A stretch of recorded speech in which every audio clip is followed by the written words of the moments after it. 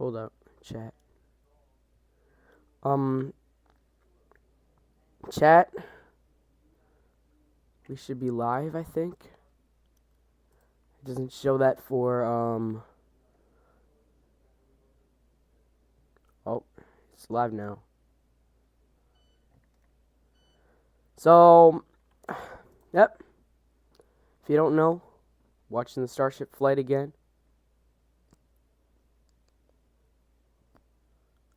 I can't hear anything. I can't hear anything. I can't hear anything. God damn it. I can't hear nothing.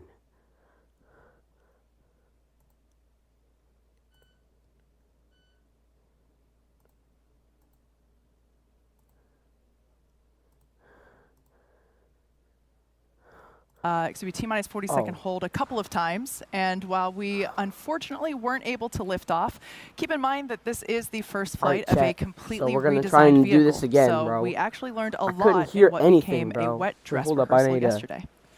Yeah, that's right. And Starship version 3 has undergone significant upgrades, taking everything we've learned from the audio previous works. 11 flights to That's make a good. vehicle capable of full the audio and rapid works. reusability.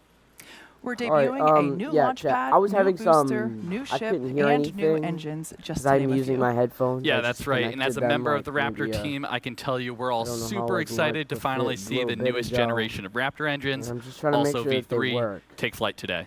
I love that view looking up under the Super Heavy. Now, Raptor and Starship 'Cause I didn't version hear 3 are anything a designed second to ago. enable us We're gonna to try and send watch this payloads again, and eventually people Because all yeah, the we way missed to this the moon chance and yesterday. Let's go, Yeah, and in the bro. meantime, we're planning to put Starship Hopefully to we work on actually future launched flights today, by but I launching don't think we're bigger gonna. and more powerful Starlink version 3 satellites, which aim to substantially God, increase bro. capacity in orbit, strengthen the To be network, honest, and we deliver might an not be improved able to. experience for customers. Now, If turning they our don't, attention back to today, then I guess I'm all right our with primary it, objective but, for Flight bro, 12 is to if put these new this is gonna- redesigns all if they together got a in hold a again, real bro, live flight I'm gonna be environment. kind of done. Oh, From the you gotta outside, be kidding a lot me. might look familiar on Starship, but beneath the Gotta surface, turn this it's all into- new. Gotta As turn we've up said the before, audio- Starship video is still quality, a yep. developmental So- program. What we're doing today is a test. We launch to learn, and we test like we fly. Yeah, and Yep. it's really the data we're expecting to get back from today's flight that will bring us closer to making Starship operational and unlocking the next generation of our future in space. It's kind of So, important. no matter the outcome of today's test flight, excitement is guaranteed. Now let's head a couple floors upstairs where Yo, Dan chat. Hewitt is just outside our launch good? control If you're center. just How's it joining. going up there today, Dan? It's going great, Kate. Everybody, welcome back for round 2. I'm Dan Hewitt with This kinda SpaceX sucks, Communications. We're looking good for They a have to launch show today. Nicki Do you want to Minaj do a quick again? I'm summary, gonna though, of what we saw yesterday, I'm not how we trying to got cause, back to actually. I'm launch? not It's a trying to really good example of all of the give different some moving negative parts that have to feedback, work actually, together 'cause I don't wanna to get a make rocket off anybody the pad. mad About halfway up that tower, you at see an me. arm that holds all of the propellant connections into the ship. It's also set up so it kind of pushes against the ship to help make sure that we have a really good connection, and it stays attached when we unlatch that quick disconnect. There's a pin in the arm near where that attaches Yep, to the tower the that has to pin be got removed stuck yesterday, before the arm can apparently. swing away for So launch. they kinda It's had important to to remember there's a lot of benefit to that not last release the night. arm too early or too late, and a lot of hardware that has to work in concert in very, very short time frames. We started to unpin it. We have 25 minutes Releasing that left. tension caused some motion in the arm that triggered a hold, and that put the pin back in. Then that got us into a bit of a tug of war between systems on the tower that rely on hydraulic pressure to work. Really, the arm trying to keep its pressure on the ship and trying to pull that pin out. You saw we made a couple of attempts to fix the issue, eventually got the pin to start retracting again, but hit the same motion hold. Ultimately ran out of time. The team, though, made some hardware, some software changes to get us into a better position to fly today. We had the tower team up there last night. They welded in some hardware that's going to cut down on the motion of the arm as it's pushing back when the pin's released. And getting all the data we saw make on sure how that this we don't hardware get any interacts bad- in those critical moments, went in, looked at our We gotta make software, sure they all of don't our hold logic, again, see where 'cause we if were they do, overly then I'm gonna be conservative, kinda where we may have mad. had I'm gonna holds be built kinda on the wrong pissed if they readings do or the hold wrong again. times. Overall, though, really fast work by the engineering teams put us in a position for flight today. Heroic work by our logistics teams to get all the propellant out there. But things are looking really good for launch at the moment. Right behind me, all of the flight controllers on console, Get out of looking at the here. rocket, looking at the pad, looking at the range, all the systems as we count down to liftoff. Propellant load is underway. You can see the rocket getting frosty. We're on track to launch at the top of our window at 5:30 p.m. Okay, Central bro, Time. Weather has been gorgeous. Thank you to everybody who was outside yelling at clouds that got us weather yesterday. It extended into today, and we are looking at a green range right now. So functionally, today's countdown identical to yesterday. It looks very similar to previous Starship flight tests. Some minor differences in timing on things like when we start propellant load, when the water starts flowing on the diverter, when our engines start up. But all the hardware is new. New booster, new ship, new engines, new pad. Let's do another quick look at everything that's debuting today with Starship version 3. Pretty much. As Kate noted, some of the outside will look familiar, but we've made extensive upgrades across the entire system. Big picture, because Starship's still very, very big. It's just over 407 feet tall, fully stacked, a little bit taller than version 2, have more propellant in both stages. On the bottom half, our super heavy booster has some visible structural changes on the outside.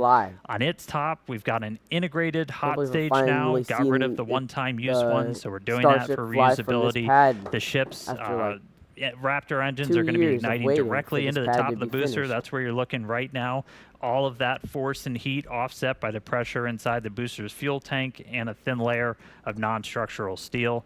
The grid fins on the booster, which we used to steer on descent, went from 4 down to 3, but we made them 50% larger. Higher strength, also use them for lift, and we'll use them for catch on future missions when we bring the booster back. We redesigned the fuel transfer tube inside the booster. That's what's sending all of that massive amount of liquid methane down to those 33 engines. Lets us light all 33 at the same time and have faster, more reliable flips. Bottom of the booster looks very different with those Raptor 3 engines. We deleted all of the bulky engine shrouds from previous generations, all of the prop avionics hardware, everything for that super tightly integrated now, protected by much slimmer shielding. Up on the second stage, Starship version 3 designed to carry massive orbital payloads up to 100 metric tons to Earth orbit, the Moon, and Mars. Biggest changes inside the vehicle itself. Propulsion system got a complete redesign, increased our propellant take volume, improved our steering on orbit. In the payload bay, the PEZ dispenser is supercharged. That's going to increase the deploy speed for each of our satellites. We've got 22 payload deployables in there today. It's the heaviest we've ever carried on Starship. Actually, we'll have up to 60 planned of those Starlink V3 satellites. Also on the ship, we added docking ports. There's 2 right below the payload bay door, 2 near the bottom. That's going to enable us to have Starships link up in orbit for propellant transfer. Also modified the connection point in the ship to facilitate that. So a lot of upgrades tip to tail, and still powering it all is the Raptor 3. Now, those engines are manufactured in Hawthorne, California, tested in McGregor, Texas, redesigned their ignition system, bumped up the thrust in the sea level and the vacuum engines, and then took all of the sensors, feed lines, controllers, everything that was kind of the busy sections around Raptors 1 and 2, and either deleted them or internally integrated and protected them inside the engine. So the Raptor 3 is actually better than Raptor 2 and Raptor 1 because it's more stronger. Even though it has less components. Just an incredible amount of effort from the world's best engineering team getting this rocket to the pad ready to launch today. I'm going to stop talking for a little bit. That was a lot. Send it back down to Kate and Jake for more on Pad 2. Yeah, so like Dan was just saying, this is a new the team's pad. been working hard on a brand new rocket, but we also redesigned the ground systems.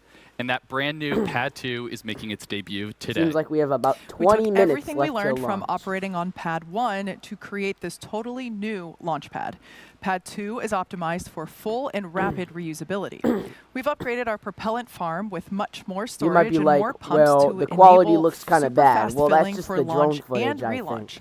And that's on the tower, we changed to shorter chopsticks. That's the black assembly there at the top of the tower, and that enables even faster motion to better track vehicles flying in. But I can't really do anything about the and we also changed the actuators driving those chopsticks from hydraulics to 100% electromechanical, increasing their speed, redundancy, and reliability. You can't really fix that. On the ground, the launch mount was also completely redesigned, and if I had to describe it in one word, I'd say robust. But it's also smarter. We've separated the fuel and aux systems into different compartments and repositioned the booster quick disconnects to be out of the vehicle's plume during liftoff.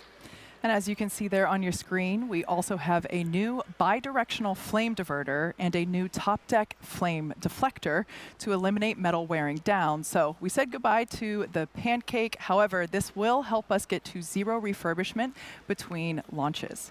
Now, this pad is still built for maximum safety and fast turnaround because making life multiplanetary will require launching a lot of Starships. Now, it's currently T-minus 18 minutes and 38 seconds. We're going to hop over to Hawthorne for a moment for more on Starlink with Tyler Hawthorne, Lindquist. bro, Tyler? we got everybody over there. Hey, Kate, thank you so much. Thank you, everybody, I'm Tyler for coming Lindquist, out and I'm there. a Starlink business analyst here at SpaceX. Thank everyone for coming out We're excited there. to be back here in Hawthorne, ready for another attempt at a launch today. So as we talked about yesterday, on today's flight, we're deploying 20 Starlink simulators, plus 2 modified Starlink satellites, which our team internally refers to as Dodger Dogs, because they stretch the V2 mini satellite propellant tank so that it sticks out from both ends of the satellite. And the Dodger Dog serves as a tech demo between the V2 and the V3 Starlink satellites, and acts as a platform for testing V3 components. Now, the larger V3 satellites aim to greatly expand our network's capacity, while V3 hardware is designed to support faster Wi-Fi and improved broadband speeds for our customers while providing significant capacity upgrades from the V2 Mini. So, in addition to delivering future V3 satellites to the Starlink network, Starship is also planned to launch our AI satellites. And as you may have seen during the TerraFab event in Austin a few months ago, Elon laid out the path to revolutionize cloud computing and AI infrastructure, leveraging the unlimited power of the sun, targeting 100 gigawatts to 1 terawatt of AI computing power annually. And from there, we're looking at connectivity beyond our planet too. You can also go watch Building on the technologies used to connect people on Earth, the Starlink team is exploring using Starlink to enable high bandwidth connectivity around the moon. With a constellation of satellites designed to connect to user terminals on the lunar surface, we could relay data back to our Starlink constellation in Earth orbit. So traditionally, deep space comms have relied on radio frequency transmission. But this new design would use lasers to relay data back to Earth, which can massively increase the bandwidth available to future lunar missions.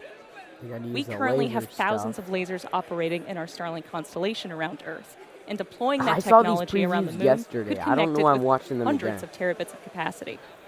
Together, this could provide the connectivity backbone between the Earth and the moon, and enable gigabit connectivity anywhere on the lunar surface, providing data for rovers, habitats, and astronauts, and hopefully some incredible views for us back on Earth too. This time, so all of that adds up to a lot of satellites, then I guess but the good news is there's still plenty of space in space. That said, the Starlink team takes space safety extremely seriously and works hard to encourage best practices across the entire industry so space stays open for as many people as possible. In fact, just yesterday, the Starlink team published a new update on Starlink.com to encourage all satellite operators to better coordinate and follow best practices to keep space safe. So for more on safety, go to starlink.com/updates. And with that, let's kick it back over to Kate and Jake and Starbase for today's mission profile. Thanks, Tyler. Now let's dive into the flight profile for today's test. As we've mentioned already a couple of times, there are numerous redesigns making their debut today across the entire launch vehicle. In light of this, we want to keep our learning focused on all of that new hardware and software. So we're running a flight profile that's similar to past Starship flights in order to minimize any new variables. Yeah, that's right. So as always, we start with liftoff, where Super Heavy ignites 33 of those brand new Raptor 3 engines. We power through ascent ahead of hot stage separation, where the booster shuts down all but 5 sustainer engines. Stage 2 then lights its Raptor engines while still attached to Super Heavy, where we see stage separation, debuting the integrated hot stage, directional booster flip, and engine relight for boost back using 33 engines. And after coasting for a few minutes, the booster today will target a landing burn and soft splashdown a few miles off from the coast of Starbase. This is basically going to be the entire trajectory. Ship keeps it going with ascent burn to a suborbital trajectory. Then we'll deploy 20 Starlink simulator satellites and 2 Dodger Dogs, as we affectionately call them. We also plan to relight a single Raptor engine. Next will be re-entry a few minutes later. For the first time in a while, we're intentionally not messing with Starship's heat shield. At that point, we should have some amazing views of the ship's Technicolor re-entry through Earth's atmosphere.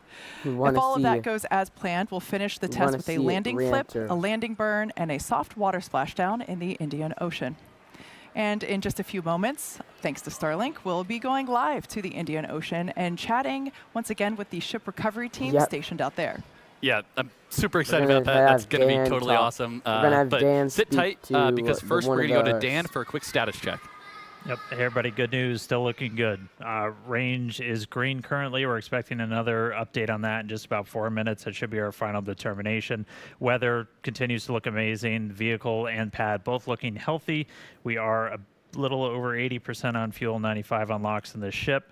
And then a little more than 2/3, it's looking like on booster. So we are on track today, looking good for a launch right now at 5:30 p.m. The fact that this thing fuels up so fast is all right, crazy. so we're going to do that right at the top of our window. Once again, though, we're going to be targeting to send Starship around the world for a splashdown in the Indian Ocean. We had a really quick check-in yesterday with the Starship recovery team out there on station. They're helping us to maintain the range and a whole lot more. So let's jump back out there once more today. We've got Suren Sunai joining us live from the boat deck out in the Indian Ocean, a couple hundred miles off the coast of Australia. Suren, how's it going, man? Welcome to the Flight 12 webcast. How's everything looking out there in the landing zone? This is cool. Dan, it's a pleasure to be here. Hopefully we've got better quality than yesterday. Nighttime, it's hard to see the horizon, but we're looking at about 10-foot seas, and we're loving it. But it's rough. All right, what's your guys' primary job out there? I mean, you're out kind of in the middle of nowhere. What are you guys doing? So, like as you mentioned, like it's usually a 500 to 600 nautical mile sail from shore. And our primary goal is as a range clearing group. So like we come out here and make sure there's no one else in the area so the rocket can launch. They got to make sure that this kind of allows us to do our second goal, which is to they also got to deploy the buoys too. Imagery of the rocket as it re-enters and as it splashes down. We get a lot of other data, but like the primary one is for sure imagery with an ensemble of maritime and aerial-based assets. We need to see what's going on. And talk to us a little bit, because it's evolved over time, kind of humble beginnings of getting those views, to talk us through where we've gotten to now today. Yeah, I think some people know, but like the Markset bots are quite identifiable. That's the buoys that we use. Not stealing, and guys. They were originally used as sailboat racers. Spare me, bro. And we kind of put them in as a Hail Mary attempt on Flight 5 to get imagery of the rocket as it came down. And we all thought it maybe would have worked, but we were super shocked and really pleased to see all of the buoys pointed right at the rocket as it came down, which was a testament to not only the scrappy engineering we were able to put together, but also the rocket's ability to land right on target. And then since then, we've kind of iterated more and more, and these buoys have become way more robust and have now a lot more data collection materials, not just visual imagery. I'm not trying to steal this. And as a result, they kind of are the most mature versions they've ever been. I'm not trying to steal this. And it's really cool because almost all the buoys that we're deploying even now for Flight 12, we just got them off our back deck if you guys start a few hours wondering, ago, are the you exact same ones that were used for Flight 5. And I saw a couple of user terminals. How's Starlink kind of playing a role in this entire operation? If I'm stealing the stream, okay, I'm just Dan, I'm not gonna lie to you. If we didn't have Starlink out here, we would be screwed. Like just on like a usual basis of like working, we're allowed to like have calls with each other and like work on documents with each other, send things to each other in like a very timely manner because of the Starlink on the boat.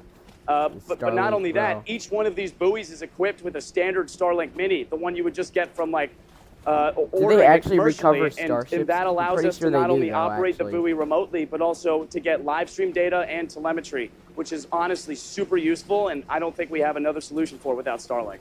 All right, before I let you go, what's it like you're out there and then all of a sudden Starship appears out of the sky? What's that feel like, man?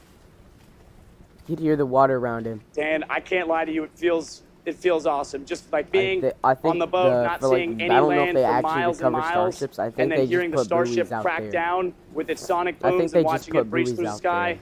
It is one of the most magical feelings on Earth, and really excited to feel that again today. All right, well, thanks, Suren. Good luck, man. Hopefully we're sending the rocket your way real soon. Thanks for joining us in, man. I'm going to send it now back down to Kate and Jake for the latest progress we're making at Cape Canaveral in Florida.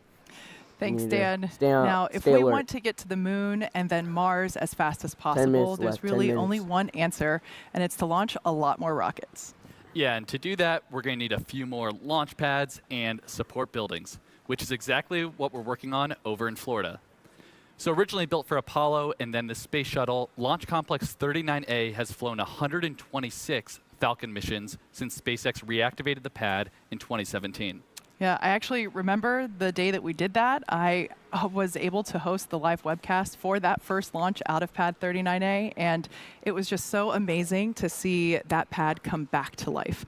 And it's also exciting to see how today, almost 10 years later, the ongoing construction, as you see there on your screen, and the development that will bring a second launch tower to Launch Complex 39A.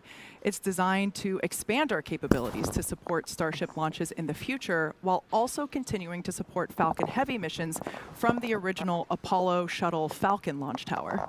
Yeah, and we're not done. We're also building a Starship launch pad at Slick 37. Okay, bro. And to support the uptick in future launches, there's Gigabay, a giant assembly and maintenance facility designed to prep Starships ahead of Florida launches. And when complete, this huge structure aims to hold 24 work cells in over 800,000 square feet of workspace. This is crazy. It's going to be a big building. So much space. They're adding the So new, yeah, SpaceX's future in Florida is quickly cool. taking shape with our very first launches on the horizon. Exactly. A Guys, horizon that guys aims are, for regular trips to the moon. Am I doing this and again? Speaking of moon, we've got another special guest for you today. Dan, I think the last time you and I were on a webcast with this person was Polaris Dawn, as he was performing the very first commercial spacewalk. That's right, Kate Same and at Jared. Starbase, I don't know if today will be Jared quite as Isaac, cool man. as doing a spacewalk, but we're going to try our best to make it as exciting. Like, thanks for joining Is us that here today, Jared man. Isaac, man? You had a heck of an entrance on the way in. It's great to be here. Yep, certainly great to do a little bit of a flyby. I think they should accompany Jared all Isaac, the great man. rocket launches, and we certainly got a great Jared, rocket bro. out there on the pad. But He's wonderful to be back, and no surprise, it's always changing here. It looks amazing. Bro. I was going to say, it's been a couple of years. What was your impression flying in? It just the lay of the land. Well, I think it was actually maybe 10 months ago. I was here slinging pizzas. I got a new job now, but there's been so much that's changed even since then. Yeah, the facilities look amazing. Also all the kind of bring it that's to coming YouTube in because here, it's and of also course, on X. You got two orbital launch it's pads kind of part out like there, that, and a but I'm rocket also that's just reacting looking to it. fantastic, So. especially from the air. It's good. Yeah, you said you got a new job. It's been a slow start to your first 6 months. I mean, you only sent humans around the moon for the first time since the Apollo days. Bill and I kind of nerded out a little bit. This like is good.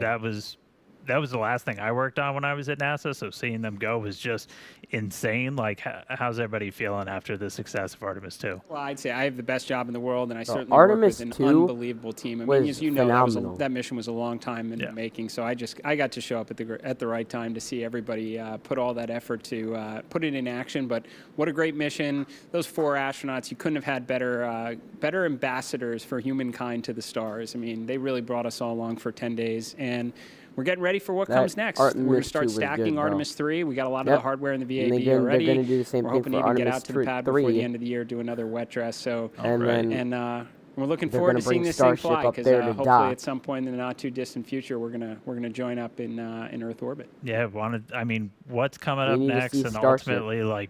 Starship's actually part of the Artemis program. Like, what's very kind of why? Like, why are we doing this for everybody? Oh, well, I mean, and yes, we're certainly trying to get back to the moon, but what's coming up next? We're also building a moon base in parallel. Why are we doing that? Well, it's for a lot of the shirts I see around here, which is Occupy Mars. I mean, what a great opportunity.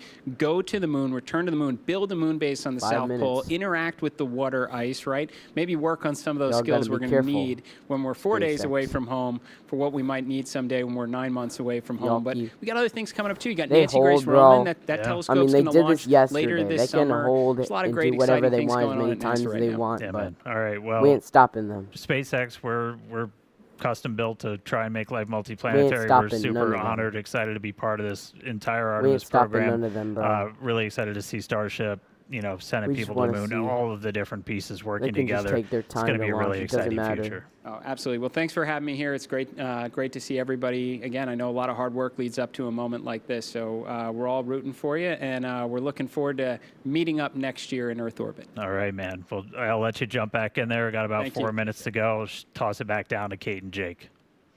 Yeah, I think it's safe to say we could listen to you guys yap about the moon pretty much all day. Yeah. It's so inspiring to hear about the future of exploration on the moon. And if you caught the show yesterday, you also heard some more future space exploration news. Yeah, that's right. From to Mission Commander Chun Wang will be one of the first humans to become an interplanetary traveler.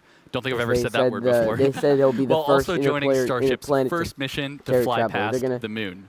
They're going to join him on the first mission to pass the moon, and then he's going to go to Mars in it. That is the same Dragon spacecraft that Administrator Isaacman flew in both Inspiration 4 and Polaris Dawn. So it's a good one.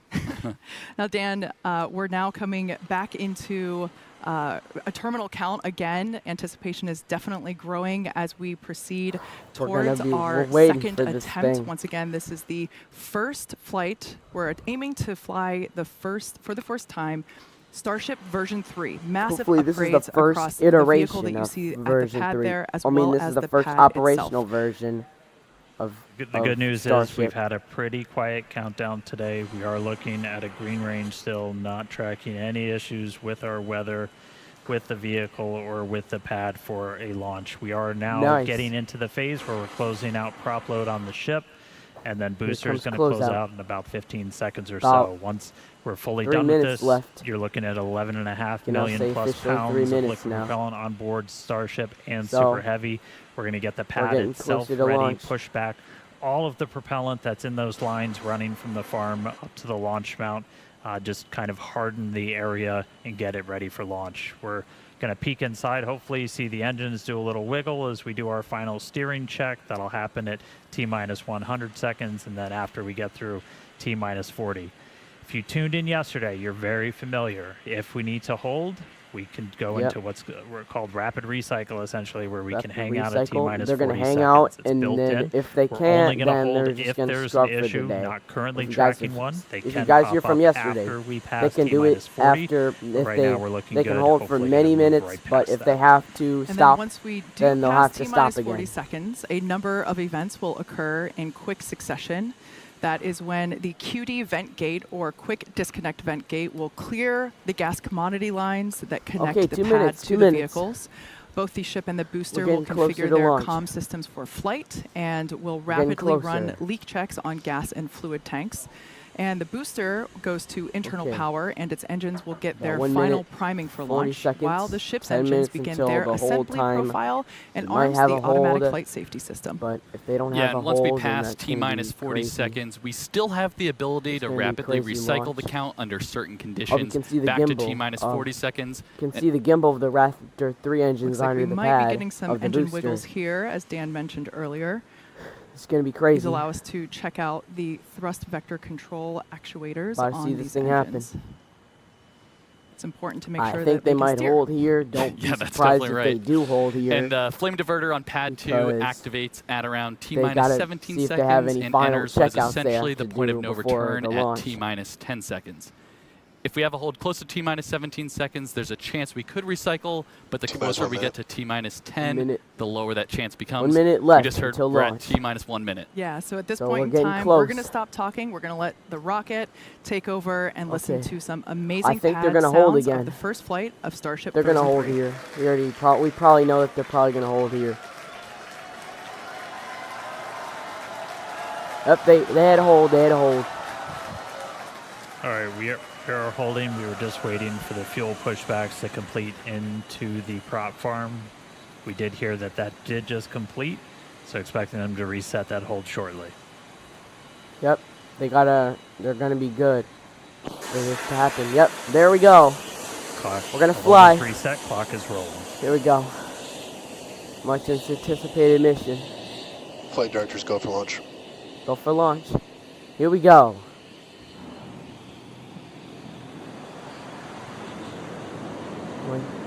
20 seconds.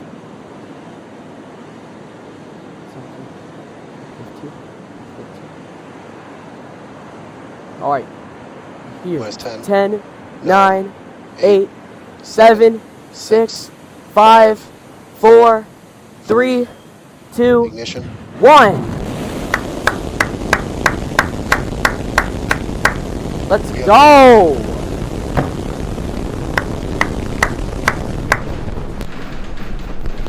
Oh, damn! Damn! Damn, that was good! That was good! Booster Raptor, chamber pressure nominal. Yeah. That was good. All right, we are T plus supposed 30 to roll like that? Into flight. Seeing 33 out of 33 Raptor 3 engines. Oh, they're rotating all around. V3, ascending over the Gulf now. Coming it's up rotating. Is that good? Aerodynamic pressure. Hold up. I gotta make sure. Is that okay? Booster I think it might be. Yeah, I think it might be good. I think it might be good. Okay, we're going up. We're coming on max Q. Here we go. Max Q is coming up. Max Q is coming up. Max Q is coming up. Here we go.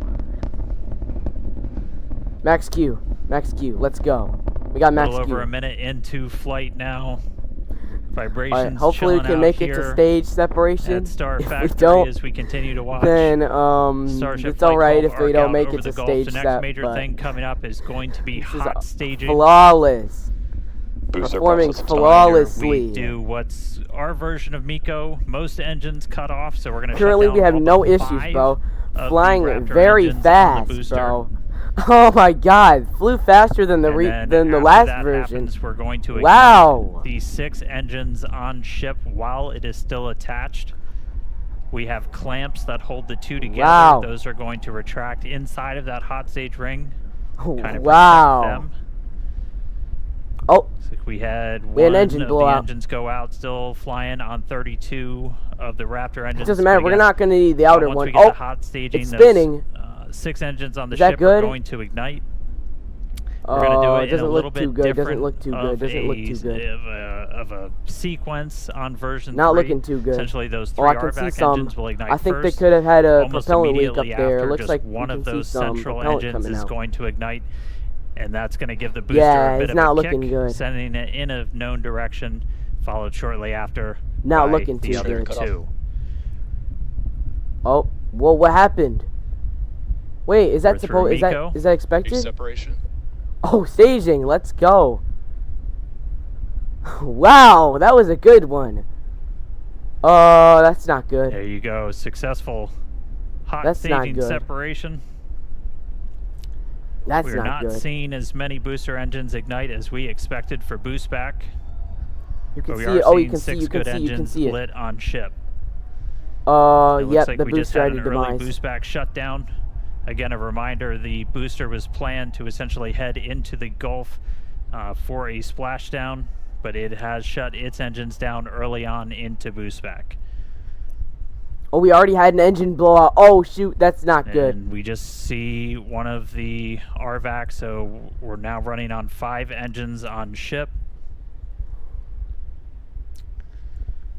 That's not good. We do have good. engine out capability, so it's going to continue into its ascent. That doesn't look too good. You got booster on the left there, ship on the right. It's spinning. The booster is spinning. That's not looking good. That is not looking good. On bringing the booster back for this flight, as this was the very first time. That was decent. That was a decent one. All right, so we're about 3 minutes 50 seconds into today's flight. This wasn't as expected. The ship planned to burn its engines for about 8 minutes. The booster is currently spinning. About is that good? And 11 seconds. Oh, that does not look too good. I don't feel too good about this slightly one. As we do have one engine out. Oh, it's spinning. It's spinning. It won't stop. It won't stop spinning, bro. Oh my God! Continuing to watch. Somehow the ship is still going. We did not see all of the engines ignite. That we expected. Are continuing to get some news from it, though. I wasn't expecting the ship to continue. Well, it might before Seco. We might have a issue coming up. For these we could have an issue at ship, like the ship engine cutoff. Don't be surprised if there is an issue at that time. Oh, the booster's spinning. I guess this is expected, so we are coming up on T plus 5 minutes. I don't know. I don't know if the booster's going to be able to keep holding on Ship for much longer. Continuing to fire 5 of the 6. I don't feel too good about this. I don't think the booster's going to be able to ignite. I feel it might blow up on the landing burn Again, start. we are planning a suborbital trajectory for the ship today. The ship is still going. It's still going. I was expecting it to be Booster like Flight giving us 1. some views as It's it still continues going. to make its way back down towards the water. The booster's still going. Right, so a little over 5.5 minutes. Yep, in looks flight. like it's Kate, starting to Jake, spin you a little guys with bit me? more. Looks like booster's starting to come in hot. Yeah, we had a Booster looks like it's spinning a little bit more. To watch launch, and wow, that was Oh, it incredible. stopped. It stopped spinning. That was really loud, really Oh, shaky. we can see the I was stuff on the actually surprised booster how fast start the booster to. got off the pad, or the whole stack. That was quite incredible. Oh yeah, I Absolutely. think So the we have booster might views here fail from this the one. booster Looks like we're coming seeing back some down, issues on the making its way booster. into Looks the like we're Gulf. seeing. I don't know. Pretty cool to We see. might actually have a good thing happen. Oh, you can see the glowing. Great news there. Landing You for can startup. see Starship. the booster. Oh, it started the landing burn. Oh, ho, ho. Once Yo, again, we're not I was going expecting. to bring the Oh. super heavy booster back to the towers. Oh. We were planning on having it Oh. land in the Gulf. It came down too fast. It came down too fast. And it looks like the booster ended its mission there in the Gulf, but we've got a ship still flying. Great to see that. Same Still have thing 5 out of 6 happened on engines Flight there 3, on bro. S39. Yes, we also It heard would have good landed chamber like pressures as around a few well minutes later, on but it those crashed engines that into are the lit. Gulf. We do have engine out capability. We do see that we have one of the RVAC. Oh, hopefully we don't have another. Hopefully the out, ship but doesn't play a that's trick okay. on Ship us is again continuing on. and just Amazing start views to of do the planet same thing it's in Earth Flight 7 there and in the 8. background. Wow, it's actually doing better than we Yeah, than I thought it S39 would. decal there. That just gives the ship a little It's bit of doing better character. than I thought it would. And again, all these great views brought to you by Starlink, of course.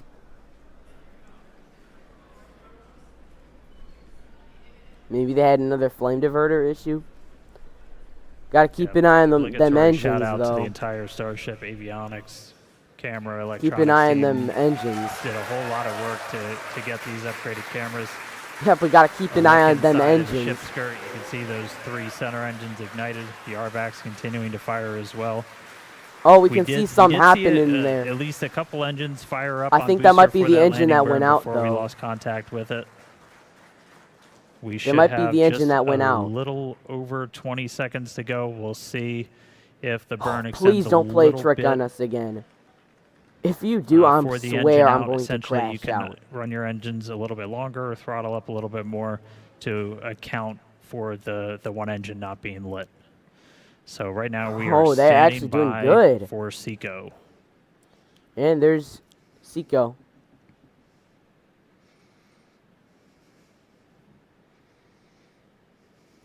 Wait, we don't have cutoff. And Dude, again, we are continuing to go a little bit longer. yeah, because they're going a little bit longer because one of the engines cut off. So they kind of have to. 5 engines still burning on ship. Wow. I was expecting it to do better. I mean, I was expecting it to do a little bit worse than what this has been. Crazy. We are coming up on T plus 9 minutes. It's not shutting off. Is that a problem?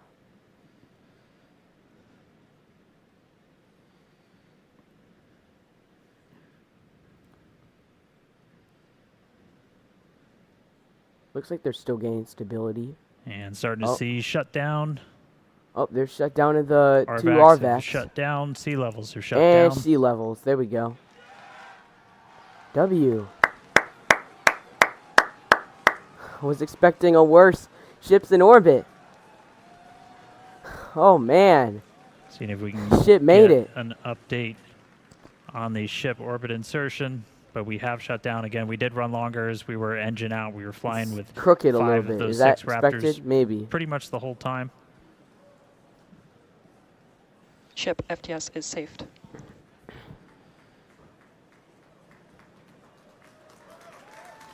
Man, we made it.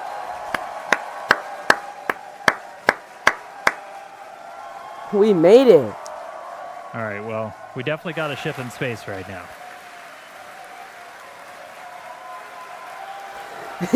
Oh my gosh, first flight of version 3 and they already made it into space. Damn, I was expecting it to I was expecting it to blow up right there. Thank God it didn't. Wait, what's happening? As you can see, the teams are incredibly excited. Why to is it see flipping Starship up? There in Probably because space. they're getting ready for Oh, they're doing a flap test. Nominal insertion. So hopefully we're able to watch the payload deploy. We can see the flaps moving here, actuting. But wow, the cheers here in the lobby are certainly almost as loud as liftoff was. Should I watch NASA Space Flight again? Yeah. Man, should I watch NASA Space Flight, the booster landing? We said at the top of the on show, NSF selection. Excitement guaranteed. I'm going to watch that on my phone. We're only Give me 11 minutes in. We still have a lot more to go here on the mission today. The landing status of booster 19 changed to all failure. Objectives are done on the booster, so now all eyes are on the ship. Yep, we already knew. It failed the boost back burn. Exactly. So like I said, we're still standing by to hear the call booster failed its boost back burn. Insertion, but we've got a few minutes before the next land milestone. like we expected it to. We're going to continue. We've got some amazing views here of the ship. Wow, it's just that this is our planet. This is our home.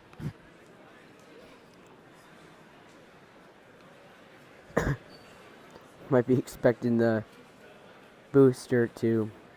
As a reminder, the objectives for ship today not only included the separation that we saw, but we're also planning to deploy 20 Starlink simulator satellites, as well as 2 Dodger Dog satellites. That's what our internal teams refer to as our newer satellites.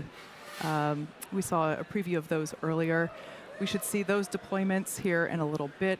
We're also hoping to perform a relight of a Raptor engine. Are they going to show the booster landing? Yep, that's exactly right. And the relight will look a little bit different this time. We're hoping to get a little bit of a longer duration. I'm watching it on my phone. Of course, we got to see once we get there. I want to keep watching this one. And that relight won't actually be changing our orbit necessarily, but we're doing it more so as a technology demonstration.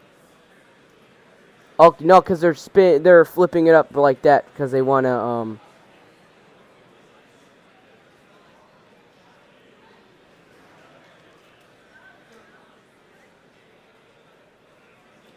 For those of you that maybe just recently tuned in, you missed a pretty exciting almost 13 minutes. We had a liftoff pretty much on time. Yeah, bro, this was a good liftoff, bro. Even though the ship had one engine go out, RVAC go out, that was still good.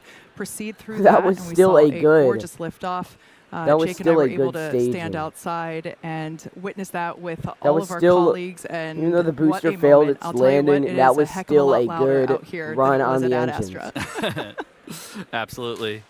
And a couple things I noticed on the way uphill today on the ship. So obviously it looks like we lost one of the RVACs on the way, but that is a good way to demonstrate our potential engine out capability there. So exactly. I think we actually saw the 3 gimbaling engines kind of gimbal over a little bit to compensate for that offset and thrust. So that was really cool. That's something I know the team's been, we've analyzed that since Flight 1 all the way back. So the booster failed it's the something landing. that we've thought about quite a bit. And it made it to splashdown, but crashed in in real the life ocean. Today. Yeah, absolutely.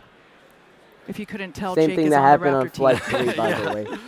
But one non-Raptor thing I noticed also that back on was the crazy. When we had that the was shot a crazy of the landing aft flaps, we saw, bro. It's a little weird. We have tiles on the leeward side, so that not was on the side where we're going to see heating. And you might be asking, why are we putting tiles there? I had the same question actually. So I talked to some of our heat shield engineers the other day, and we're actually running. Yeah, here's the shot right here. Great. Yet? So the fact that we're seeing all these tiles still on the flap right now why are is they really spinning good, like because that? that actually was one of our experiments where we wanted to test I think different that might just be connection methods experimenting. On see it the start way to uphill spin like on that. ships. I think So it might actually be ascent. experimenting. So it looks like most, if not all, the tiles are still hanging on there. So that's actually a really good data point. Looks pretty good to me. Now, once again, this view is from the side of Starship, which is basically the second stage that was a good of launch, the Starship vehicle as a but whole. we're currently 14 minutes into flight. Flaps on the vehicle but that the helps booster, to so if you control haven't its been position watching, and the booster failed the as it is landing orbiting. because they couldn't And land in also the helps ocean to because control the during engines re-entry as failed well. on the That's boost a critical back. phase. I mentioned earlier that we're the hoping booster to failed on the deploy boost those back. Starlink satellite simulators, And because of the well failure on the as, boost back, perform they couldn't do a full duration because not many engines were. We will be were on, targeting so they had a to soft shut splashdown down in the the, Indian Ocean. We heard from Suren on the recovery team a little they bit had to earlier. shut They are down standing by on, waiting to receive the early. ship They have to that we shut see down here. early because of that. All right, let's send it upstairs. Dan, how's it looking? Hey guys, we are looking good. It does look like we are within bounds of what we analyzed if we were down one of our RVAC engines. So I wouldn't call it nominal orbital insertion, but we're on a trajectory that we had analyzed, and it's within bounds. So team's continuing to work through it with that engine out. They're working through some steps on the engines. We probably will end up skipping the Raptor relight for today, but it sounds like we should still be on for payload deploy, at least at this time. So very dynamic moments right here with the ship, but we do have it in space. It is on a trajectory now, it's at 180 headed towards the other side of the right planet, now. and then a splashdown in the Indian Ocean. Don't know what its apogee is going to be. It's going to start to get darker. We're heading into an orbital sunset, so we're gonna have darkness for a little bit, and then it'll brighten up once we're on the other side of the planet. Hopefully we should looking see at some good daylight when we re-enter into the Indian Ocean. Hopefully we should see a payload deploy, and hopefully we do have a good re-entry too. You can see the thruster firing, the blue light you see on that part is the thrusters on ship firing. Basically, they're firing to they basically start to fire so then they can. All right, so we're a little over 17 minutes sure into flight. If you're just now catching up with us, we did see a liftoff right at the top of our window. Same orientation. Super Heavy getting off the pad, initially lighting all 33 of those Raptor engines, got through a successful hot staging. Initially lit 6 engines on ship, had 1 RVAC go out on the way uphill, but still able to make it into space. And right now, are we going to see payload trying deploy? to see if we are going to get into payload deploy still. Oh, we got the door opening. We got the door opening. Doors Coming opening. Up right Doors on the opening. part of the Doors timeline opening. when we were expecting it. Get out of there. Inside a Starship there. Oh, I see a door opening. The door's just open. Looks like Hal didn't wait. Pez door is open. Just a reminder, we've got 22 deployables in the payload bay today. 20 of those Starlink mass simulators, and then 2 are Dodger dogs, as we like to call them internally. Sitting up their modified I can't believe they're V2 deploying Starlink 22 satellites. Those are going to be testing a bunch of components that we're planning to fly on Starlink V3, and we've also got them outfitted with a number of cameras for another tech demo that we're trying out. It's currently flying over South America. We over definitely Brazil. are looking for a way that we can look at if you're over like Brazil, like an area while like it's that, still in space. You might be able to see it flying so much over from there. The cameras and the flaps, you can't see everything kind of on the underbelly. Ship is currently at 188 kilometers, so I don't think you're going to be able to see it as well. So we're going to attempt to get as much good views as you final 2 satellites going out the door have a suite of cameras on them that are going to be looking back at the ship. We're going to be in nighttime, and so we've got, sounds like we're getting into payload deploy. We'll be in nighttime. They've got some powerful here we go. Flashlights on them to try and illuminate the ship's heat shield while we fly away from it. So, we see some Pez motion. Here we go. Oh, it's opening. It's going up. It's going to carry him up. It's going to deploy. Oh, it's going up. Yeah, here we go. We got the first payload. Yeah, we got the first payload. Pew, pew. And they deployed 2 at the same time. We gotta go faster though. They deployed 2 at the same time. Okay. Now you got to uncouple from that. As a reminder, that's one of the things that we upgraded in version 3. Kind of gave a little soup up to the PEZ dispensers, so those satellites going to move out a little bit quicker now they than deploy they did two on previous at the same time. Starship flight tests. And they're going to do the next one. The door, 2 more on their They're way going to do out. the next one. Here we go. There's the next one. 1 and 2. Man, I can't believe they're actually doing this. I was expecting them not to fly today. All right, 4 down, 18 to go.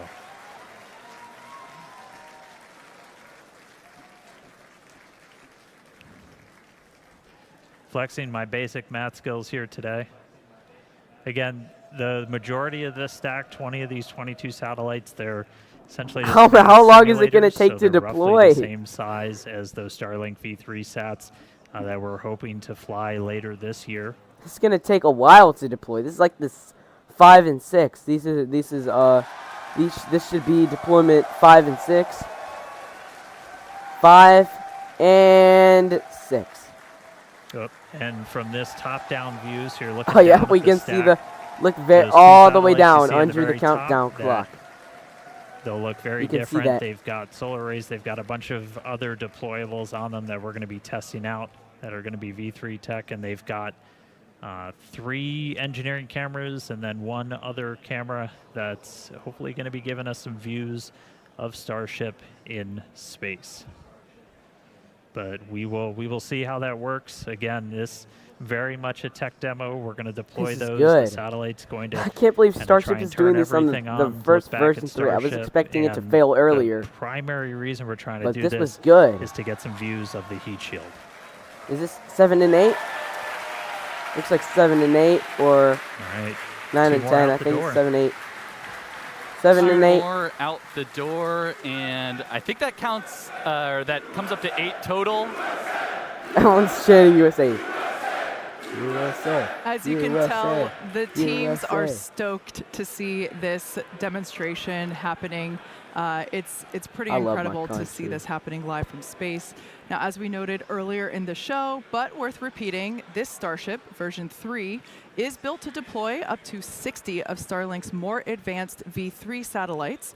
Everything's V3. Designed to offer 60 terabits per second of downlink capacity per satellite. This is going to count as 9 and 10. That is 20 times more than each Falcon 9 does today. Incredible. And all right, I think that's number 10 going out the door. 10. Yeah, there it goes. Dang, we're flawless. At least we actually got some to watch before re-entry. So yeah, the camera view you have on your left screen there is basically. They needed to deploy faster, though, in my opinion. I'm gonna be honest, they need to deploy faster. So the kind of I don't know if they're gonna be able to finish the deployments before re-entry happens. That's actually the top of the fuel tank.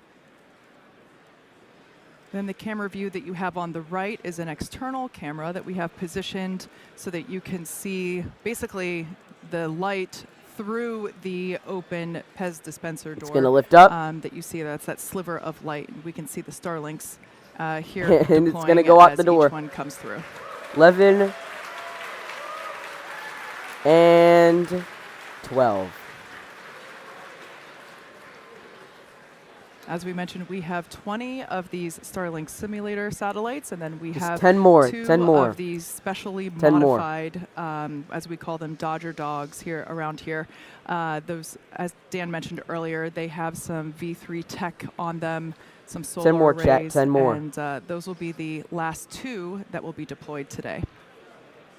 Yeah, that's right.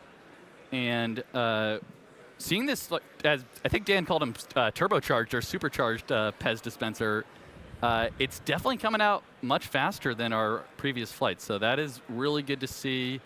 Yeah, look at that. Is this 13 and 14? 13. And especially once we, 14, fill Starship up all the way with around 60 or so of these Starlinks, being able to deploy them fairly expediently, is going to be important for designing the overall mission profile. Yeah. Now, fans of Starship may know that Starlink enables lots of unprecedented views, both from space, as we see here, and on Earth. In addition to the dozens of cameras on Starship itself, we also have mobile Starlink camera kits deployed in the Indian Ocean. Now we're going to get payloads. Starlink also connects 15 and our 16 coming up right units now. on the ground at Starbase and coming at up other payloads strategic 15 and camera 16 spots around Texas. Out the door. It's all this part one's on of the house, how chat. it all comes this together one's on the house.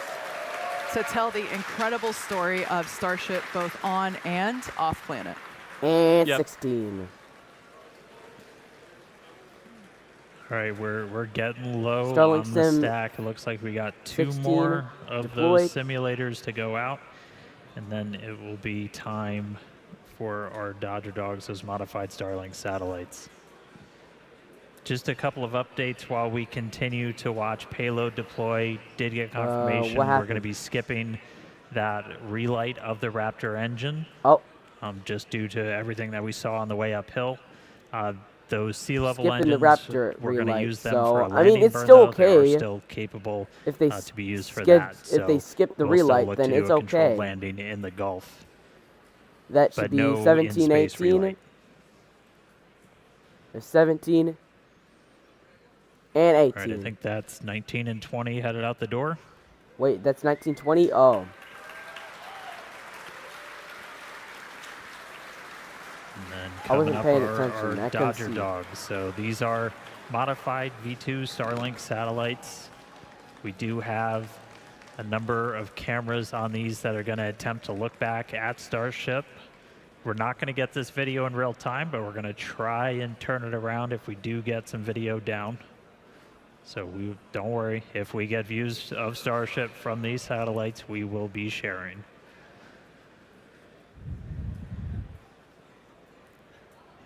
And these will be exciting because again, they're so I think that's really 17, a tech demo. Wait, no, 19, 20. Getting I don't know if those to were. Test out some of these the, are 21, the technologies 22, I for think. version 3. Are these going to be the last I think one? that's 18 and 20. My basic math skills are failing now. All right, here we go. That's 19, 20. That's 19, 20. All right, now we have 21, 22. Here we go. 21, 20. Payloads 21, 22. Here they are. Payloads 21, 22. Here we go. Going out the door. Door's that way, buddy. We're standing by for Starship, basically to serve the first Dodger Dogs to low Earth orbit. First Dodger Dogs. Are we going to see camera views from it? And one out the door.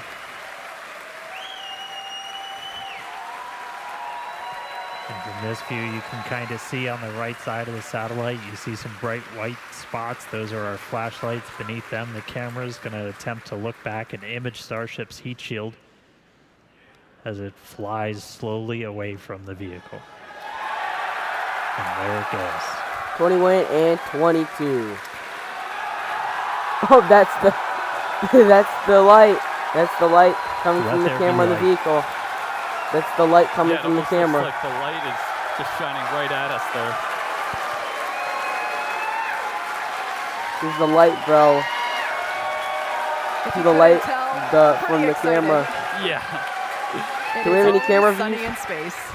Always sunny in space, and that looks like an empty payload bay. So sure does. That's exactly what you want to see there. That's great. Oh, it's coming. Wait, no, so yeah, that's with the door. payload that's deploy complete. Oh, you can see the door closing there. All right, there we go. So yeah, with payload deploy complete, Starship successful will payload now close deploy.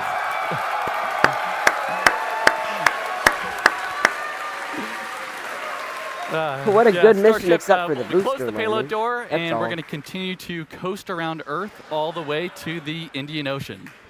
So still a lot of major events to come today. Sounds like we're not going to hit that Raptor relight, just came back, based on what Dan was saying. But after that, of course, we're we'll not have the having atmospheric we're not having an re-entry and in-space splashdown. relight. And with that, we're going to go on another quick coast.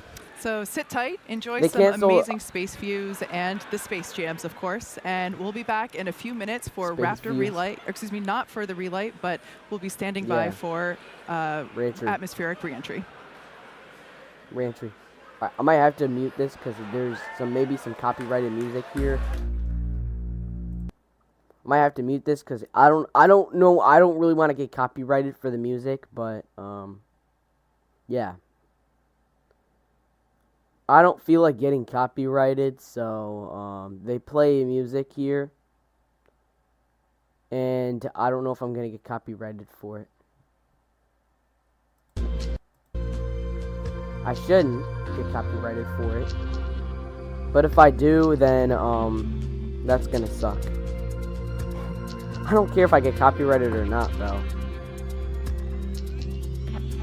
To be honest, it's just SpaceX's music. I don't feel like getting copyrighted for this one. But, yeah, I guess just enjoy the space songs, I guess, if you're listening.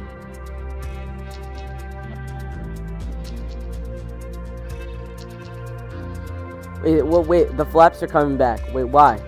Is it for re-entry? No, they're just testing them, looks like it. Looks like they're just testing the flaps.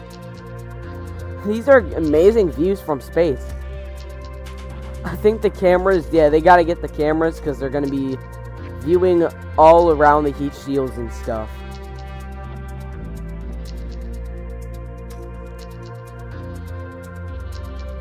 Yeah, you can see the that was the shadow from the last two satellites. I think they're going to be coming to view around the entire ship. They're going to go around the ship, basically view where the entire thing is.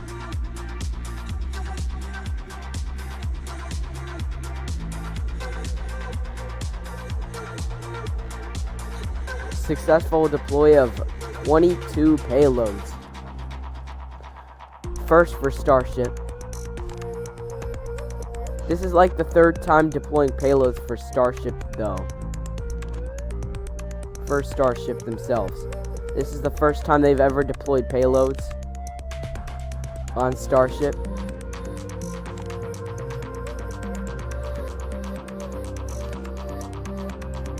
Oh, looks like we got the satellites for the we got the two satellites, other tracking satellites, basically the heat shield scanning satellites. Those satellites are currently are going to the other side of the vehicle now.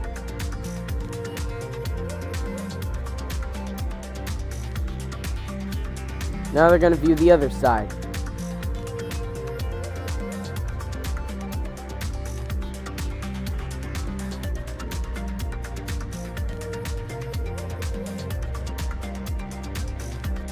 You kind of see the light from the...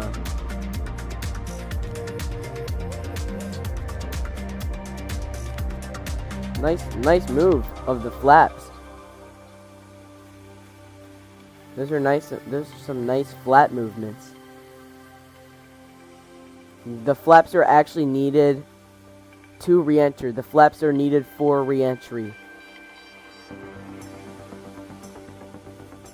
So if you haven't already seen the booster, like the beginning of the flight, the booster had a issue with on the boost back burn. We had one engine go out during ascent. Not all boost back engines were able to relight. Not all engines. The booster did not have the booster couldn't do a full boost back. They had to shut down early. They did land, but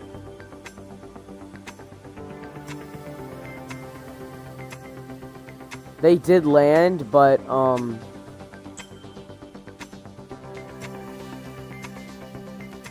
landed the booster, but let's just say they didn't land it in one piece. Let's just say they didn't land it in one piece.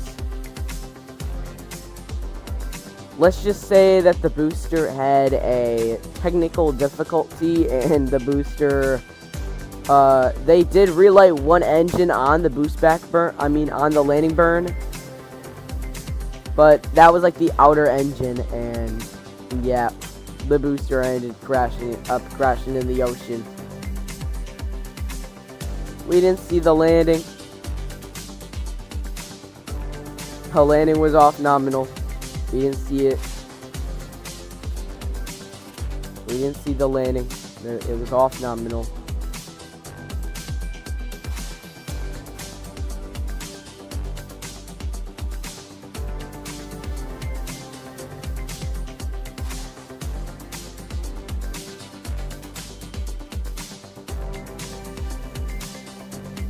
But we should see re-entry coming up pretty soon. I don't know why they flipped it upside down if they're trying to do some tests. What you see on the back of the ship there, like on the lower left, well, I mean the lower right, that's probably the light from the satellite that they used. For a 21st or 22nd satellite that came out the door.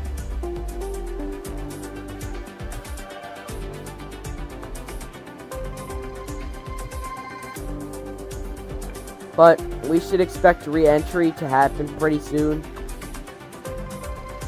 Hopefully we do see re-entry. I would love to see re-entry, bro.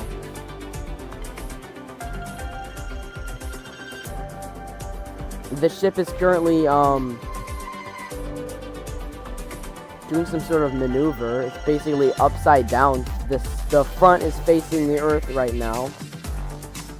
I have no idea what they're doing, but probably because of the scanning of the heat shield. Yeah, possibly the scanning of the heat shield.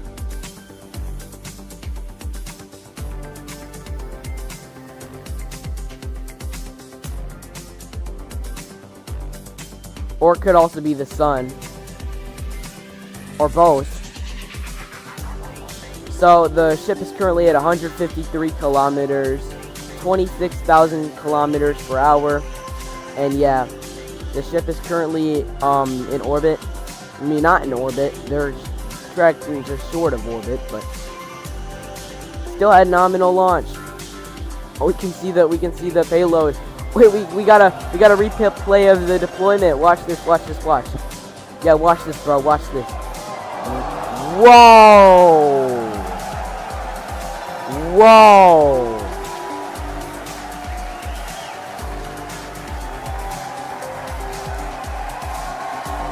Wow! Just look sideways. Tilt your head like 90 degrees, bro. That is amazing.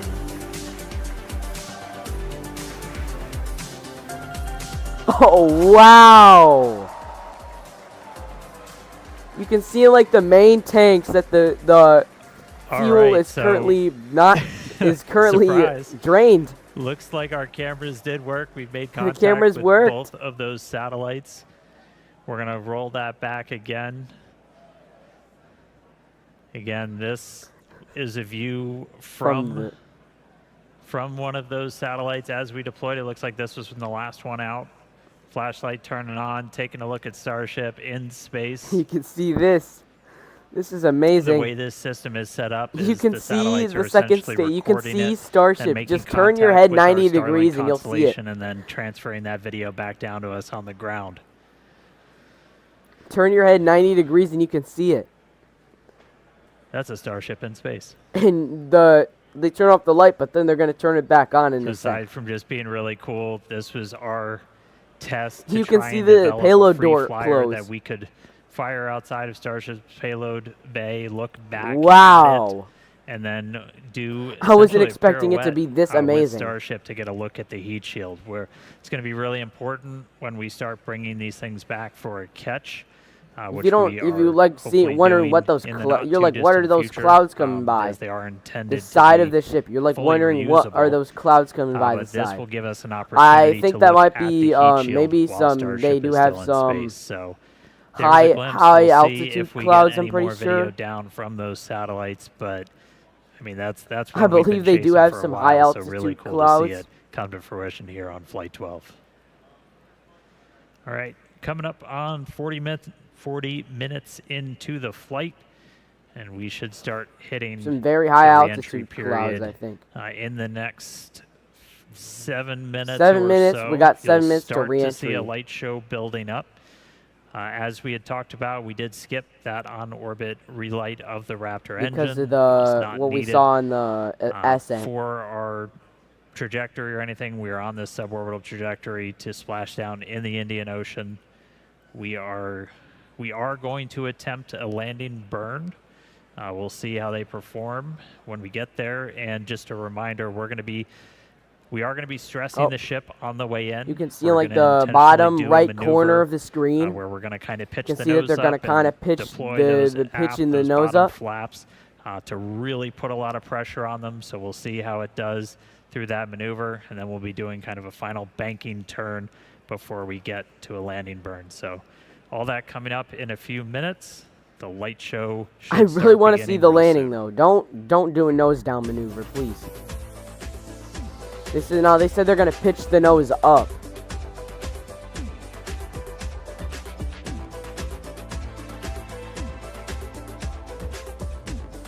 See how much stress it puts on the vehicle. Currently on the outer part, I think that might be for the re-entry because the ship is having some re-entry right now. Yeah, it looks like. Hopefully, we have no more explosions on the engines this time. Because like we saw in Flight 10 that there was a one of the engine bay, they had like some sort of explosion happen. If you guys are wondering what those orange pulses are, like why it's pulsing, I think that might be the interference on the atmosphere. Some sort of interference with the atmosphere, I think.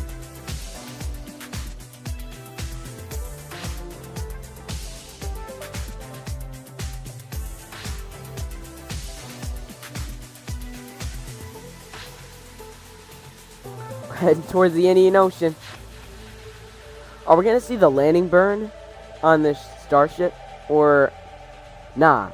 Are we not gonna see the Starship? Or are we not gonna see the landing burn? I don't know if we're gonna see the landing burn. They're gonna try and do a landing burn, I think. Doesn't matter if they do one or not, but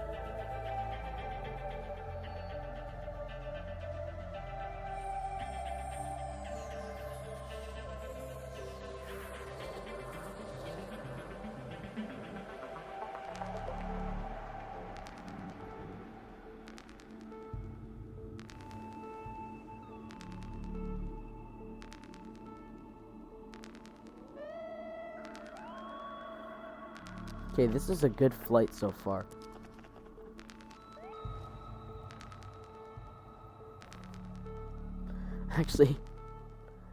They actually managed to have a good thing on the ship. They managed to do well. They managed to bring it to space.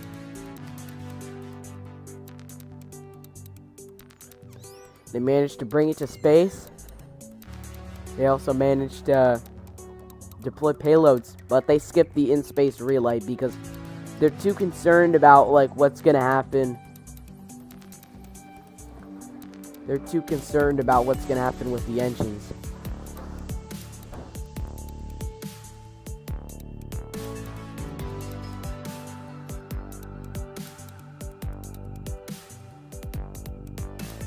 They're too concerned about what's gonna happen with the engines. Oh, if you're wondering what's going on back there too, that's re-entry. I believe re-entry is beginning now. But they just aren't bringing the commentary back yet, though. Because I don't think Starships reach peak heating yet, so they're probably going to come back once they reach peak heating on Starship. They're actually doing it good on ship. I wasn't expecting it to be this good.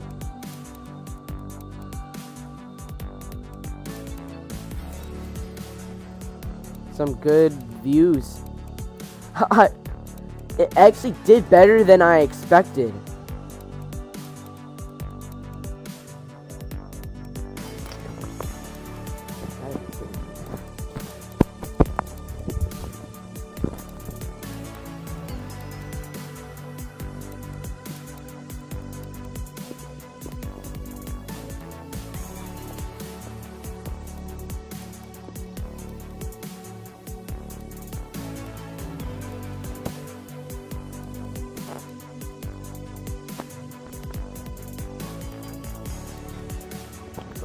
does he keep talking in the background? If you guys don't know, I don't know if that that thing on the flap right there, I think it might be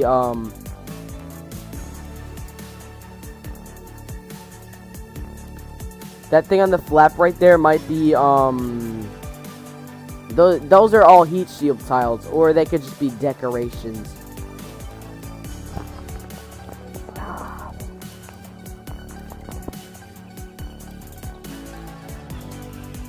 I think those might be heat shield. These are heat shield tiles, or they could just be decorations for version 3.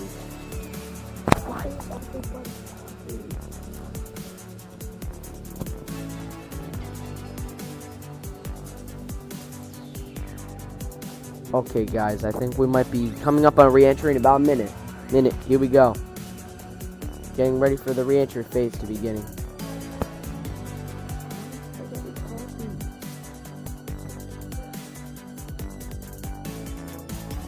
Okay, 46 minutes. 1 minute left.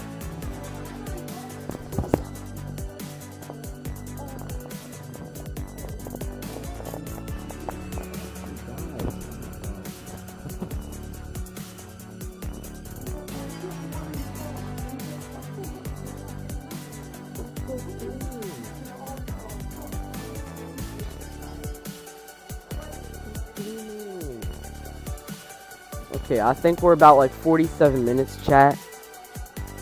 We're about to begin re-entry soon. I think they said they're about to begin re-entry. Should start seeing it happen pretty soon. See, I think that's the left flap, the right flap actually. Say when that failed during Flight 4, by the way. Same one that had burn through. If there's any more burn through, then I don't know what to say, I'm gonna be honest.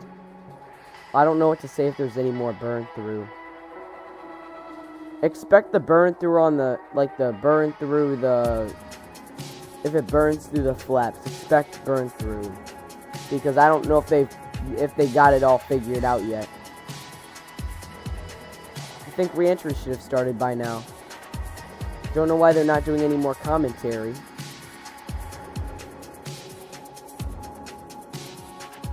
But I think they might have stopped commentary. I think we're just going through re-entry now.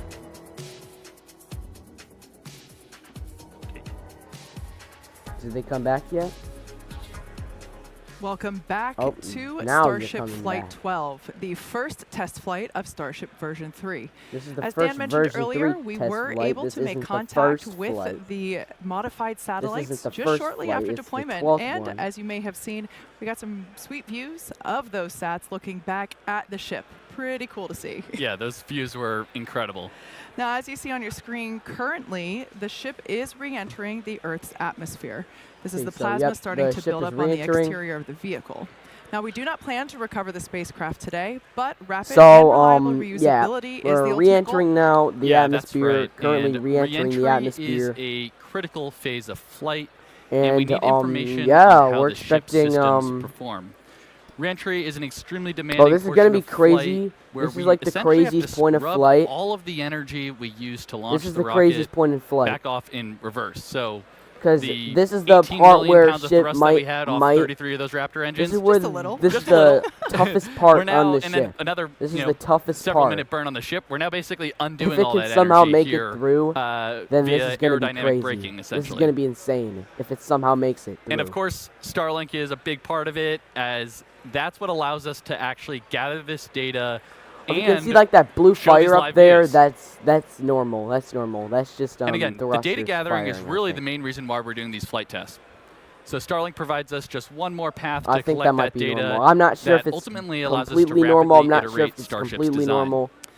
Now, if ship manages to make it all the way through re-entry, we'll collect valuable data on the spacecraft flying through the Earth's atmosphere at these hypersonic speeds, which is basically more than 5 times the speed of sound.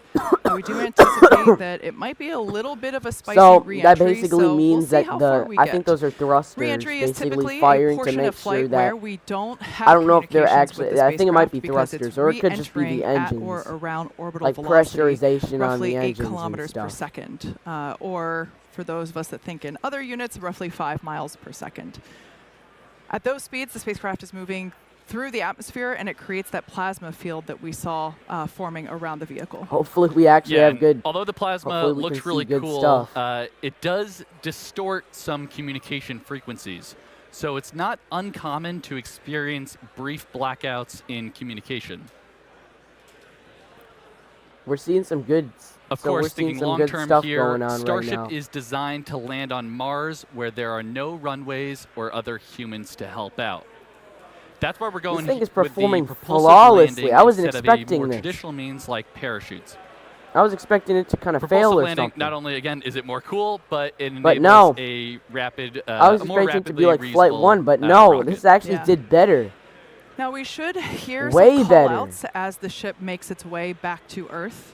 When we hear entry max heating and entry max Q, that means the ship has made it through the maximum heating and aerodynamic loads that it will experience as it returns. So 6.8 kilometers. If we make it through those, we're oh, doing it's going well. back up. It's going back up. Looks like it. And you can see in the bottom left skimming right now, off the atmosphere? 23.5 might be skimming off the kilometers atmosphere. I'm not sure if that's good or not. Speed.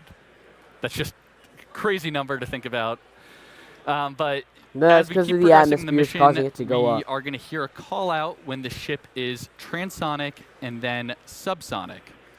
So it looks like it's still going down, to pretty the period sure. of flight where the velocities of airflow surrounding and flowing past Whoa, the wait, vehicle whoa, are whoa, concurrently what's that? below, What's that purple? at, What's that purple? and Is above that good? the speed of sound, kind of in that Oh, Mach please say that's 0.8 good. to Please say it's 1.2 range. Please say it's And good. for Please reference, say it's commercial still good. jets have a range of cruising speeds, but mostly should fly be. around No, Mach it just stopped. 0.74 to Mach 0.85. Just like maybe a certain thing that happened. I think those are the flap thing that's down there in the flap. I think that might be heat we shield. should hear the call out when Starship is subsonic. This refers to speeds that are much less than the speed of sound. So at this point in the flight, no, I don't think those are all heat shield tiles down. are coming off. That might just be like maybe just we definitely have stuff a crowd from the still atmosphere here maybe in the interfering lobby with the vehicle. of SpaceX headquarters down here at Starbase, Texas. Everyone is, loves watching ship re-entry. It's always such amazing colors. This must be what it feels like to be one of those praying mantis shrimp or mantis shrimp. I can't remember exactly what the name is, but the ones that see in billions of colors. It's getting this better. This is the closest I feel to being one of those. Yep. It's I think the one other thing that's altitude's cool to point dropping out right again. now is I look think in they the just bottom skipped. right. I think it just You can see skipped where off we the are atmosphere on for a a globe second. there. We're squarely in the Indian Ocean already, and we've only been flying for 53 minutes. Yeah. So pretty crazy. We went all the way from Nobody Texas say to the 6, Indian 7 Ocean because it's at in less than an 67 hour. kilometers. She flies pretty okay? fast. She That flies is very Don't fast. say 67. I mean, don't say 6-7, because just because it says 67 kilometers doesn't mean everybody has to say 6-7. Now we're at 66. All right, so the light show continuing. We are through the period of peak heating, and we'll be looking at the peak pressure coming up in the next couple of minutes. The next 10 minutes are probably going to be already the through? spiciest of entry today. As a reminder, we are going to be doing some stress work on this ship where we're going to To me, do a it honestly maneuver doesn't where we look kind like of, that. It doesn't look like kick it's the going nose through peak up heating. to It fully doesn't look deploy like those it, aft but it flaps, actually to is, though. really get a If you don't know what that good purple thing is, it test might of be the structural thrusters strength of or that some part of the sort ship. of... We did that on one previous flight test Yeah, it's on just version thrusters or 2. something We're going to try firing. and do that today. Since we did I skip think that the might just in-space be, burn, we're carrying a little bit of extra propellant in I don't know what that is, but, header tanks up in the nose. And so that's going to put a little bit of extra stress on those forward flaps as we come in. So we will see if they're able to hold through that reentry. So that will be another watch item. We did skip that been a in-space good reentry burn, so far. but we are expecting at least 2 minutes, of those 55 sea-level minutes. engines to try and They're ignite already for a below landing the burn. height We of entered where the entry Starship period Flight in a good 3 attitude. exploded. So which hopefully was making 65 our way kilometers. to the targeted splashdown point. They're already they're already Starship recovery through. team standing by, and we should be They're about already through 10 peak minutes heating. away Wow. from splashdown. So a lot of Are excitement. we gonna over the have next an couple of engine minutes. ignition for Kate splashdown, and Jake, or let's is see how it just Starship gonna? holds up on the way in. Hopefully, it doesn't end like Yeah, and we SN11 just did. heard on the nets before. there that Basically, engine it was one of the chill high has altitude started. flights So that they used to do for the essentially upper what that means stage. is we are They just flew prepping the upper stage on landing those high engines by altitude getting them down to flights. temperature ahead of They that landing didn't burn fly with the later in booster. the They mission only here. flew with the upper stage. But that was before all the integrated flights And began. on a lot of our Which previous this is the flight 12th tests, we've been integrated removing flight a bunch test. of the tiles. If you've watched those, we were really intentionally trying to push ship beyond its limits. On the last flight, we even had Well, all we're seeing is just basically a smoke hole currently. get punched into the liquid oxygen tank that you could see when we did the landing burn into the ocean, and this ship was still able to make it. But right now, we're really going to be testing the structural strength of these flaps on the way in. Again, They got to this is a test flight the test. We're strength. trying to intentionally find where our limits are. And in this view, you're looking at a whole bunch of tiles. I think Jake talked about it earlier. We bonded some additional tiles to the leeward, or kind of the metal side of Starship, to see how those different bonding techniques would hold up. And looking like we've got quite a bit still attached. So we're also going to see some banking turns after the nose-up maneuver, yeah, and too. as we're going down through the atmosphere here, We're going to see some, we the are banking at about turns Mach begin. 16. Basically, the 0.1, banking turns are going to so basically still be extremely to fast, test the although we have, ship scrubbed off returning a to the substantial launch site for catch, basically. amount of our That's speed what they already. do it for. Altitude at It's already a little almost less been than 1 hour 60 since kilometers. the launch began.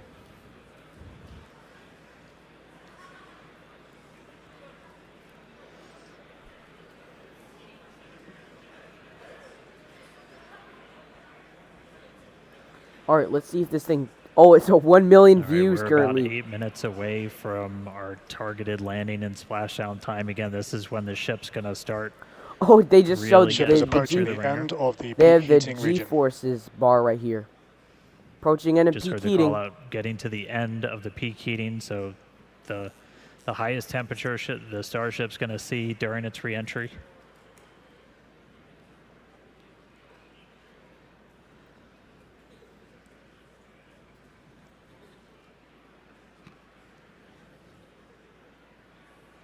Down here, that's just burning.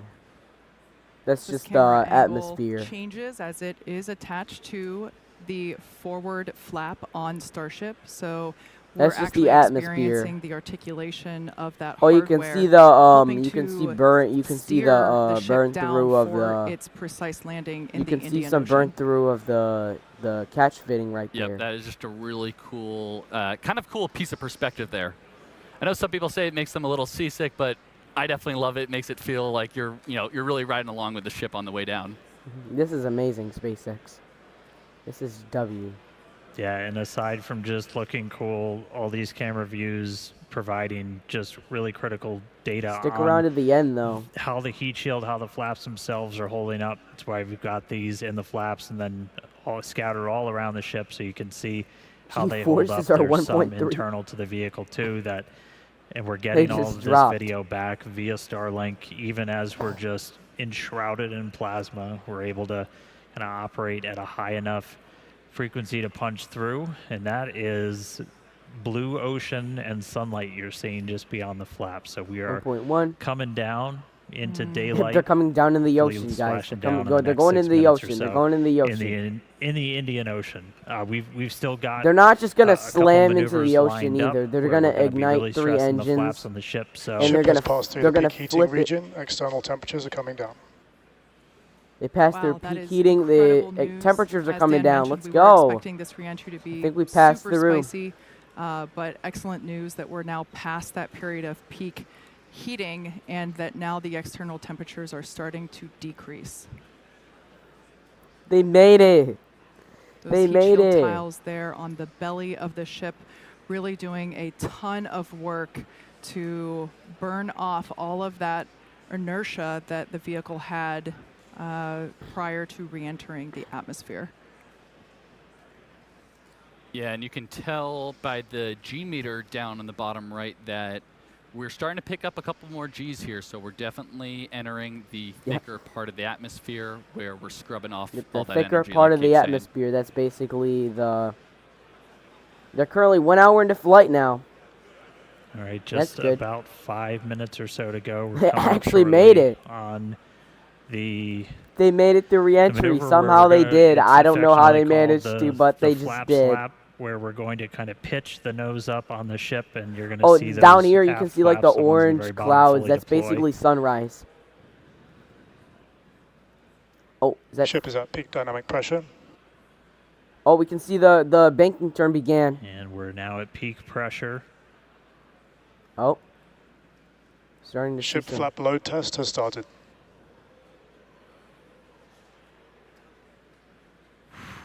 We actually had barely any burn through. That's good. Nice.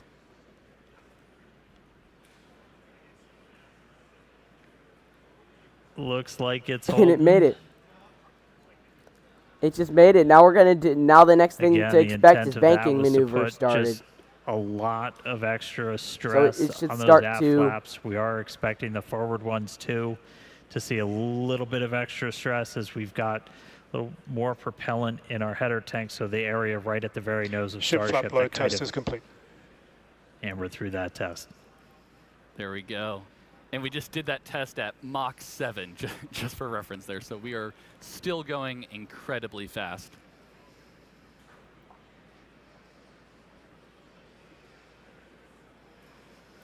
I think we should. We are just about 3.5 minutes or so away from our targeted landing burn. Again, we're are they going to do banking expecting turn to try maneuver? and see 2 of these Raptor engines light for the landing burn. Normally we plan for 3, but we're going to give it a try with 2.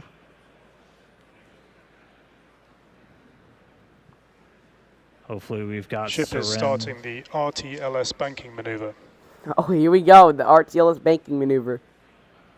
And that right there, so we're starting a banking maneuver, and essentially what that is that basically they're going to test the return to the launch site. Or when we plan to come back to Starbase, the trajectory is designed so we'll essentially swing out over the Gulf and do a swoop maneuver to then come back to the towers for catch. And so we are doing that exact same maneuver as we head towards our targeted splashdown in the Indian Ocean. Oh, this is good. This is good. We're going to see it happen. Heard, RTLS stands for Return to Launch Site. Yep, they're going to go to. They're going to do this to return to the launch site. Ship, you know, as in the future, we are going to be trying to bring the ship back to the launch site, which is going to be absolutely insane. Absolutely, but of course, we want to test out these maneuvers, these principles prior to actually bringing they're the going to do almost back nose to the down. pad. This is the same reason why we were. You know, intentionally not trying to bring is that normal? The booster back to the pad. So we're trying all these things out in this developmental phase of the vehicle, and you know, really proving what a test flight is. Absolutely. Dynamic pressure is coming down.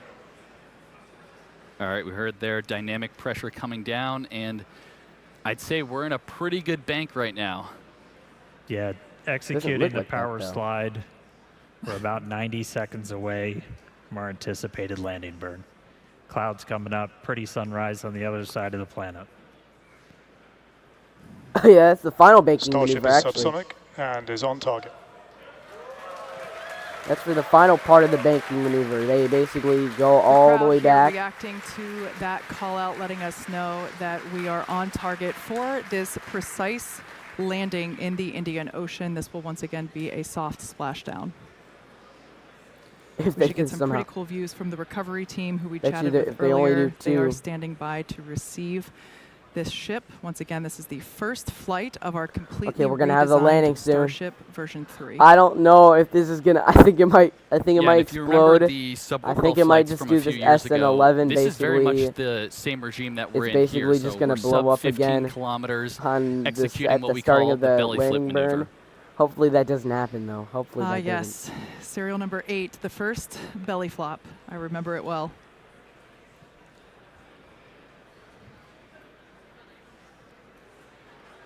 Oh, it's coming up. No, no, no, please. Just some really amazing Don't views ignite too of early, the okay? Earth as the ship is coming back Okay, home. I think it's gonna happen Thanks, soon. Starlink. The landing burn should start soon. Oh, wow. Yeah, you can see the It's landing in sunrise on the other side of the world. Starship is turning for final approach to landing site.